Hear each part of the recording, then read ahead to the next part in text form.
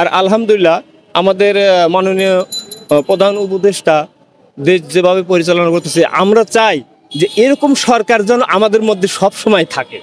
আর এরকম সরকারই আমরা আশা করি, আমরা সাধারণ মানুষ হিসাবে এই সরকারটা আমরা খুব পছন্দনীয়, এই সরকারটা আমাদের খুবই পছন্দনীয়। তে আমরা চাই যে এই সরকারের মতো যদি সরকার হয় আমরা খুবই খুশি এবং খুব ভালো। এটা আমরা সারা জীবনই এইরকমই থাকতে চাই। হ্যাঁ, এইরকম সরকার মানে সৎ সাধারণ মানুষের যেন কথা শোনে এবং সবাই যেন একেবারে ঠিকঠাক মতো চলতে পারে, কারোর কোনো সুবিধা অসুবিধা না হয়, এইটা আমরা সব সময় কামনা করি। এই সরকারে রাজনৈতিক দলগুলোকে আসলে এসব সরকার থাকতে দিবে? এই রাজনীতি বিষয়টা আসলে এমন একটা জিনিস যে যখন যার মতো করে ক্ষমতায় যায় সে তখন তার মতো করে দেশ চালাতে চায়।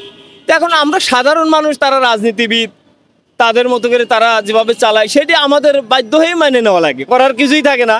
এখানে বাধ্য হয়ে আমাদের ওটাই মেনে নিতে হয়। সরকার যখন গঠন করা হয় যে কোনো দলের, সেই সরকার অনুযায়ী আমাদের সেই আইন অনুযায়ী আমাদের দেশ যেভাবে চলে আমরা সেইভাবে বাধ্য থাকি চলতে।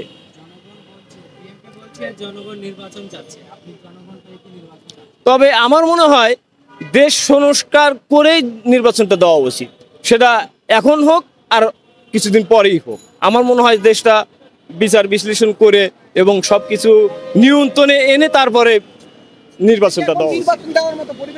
না, আমার মতে এখন দেশে নির্বাচন দেওয়ার মতো পরিস্থিতি নাই। কারণ নির্বাচন দেবেন আপনি তো, যে ফ্যাসিস্ট সরকার চলে গেছে তার কোনো বিচার আসলেই হলো না, আপনি কিভাবে নির্বাচন করবো? আমরা কিভাবে আমরা ভোট দেবো? আমরা কাকে ভোট দেবো?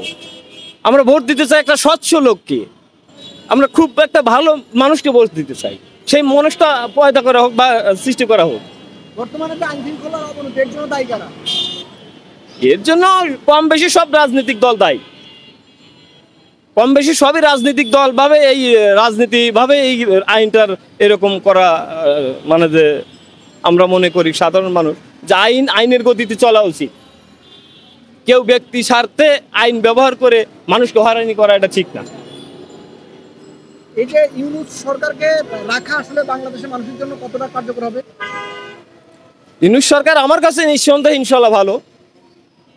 ওনার যে পদক্ষেপগুলো আমরা সাধারণ মানুষ হিসাবে যেগুলো দেখতেছি বা শুনতেছি সেগুলো আমাদের কাছে ইনশাল্লাহ ভালো।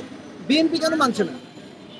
এখন ওনারা রাজনৈতিক দল, ওনারা মানছে না সেটা ওনাদের বিষয়, আমরা কেমন করে বলবো? আমরা তো কোনো রাজনীতি করি না, আমরা সাধারণ মানুষ।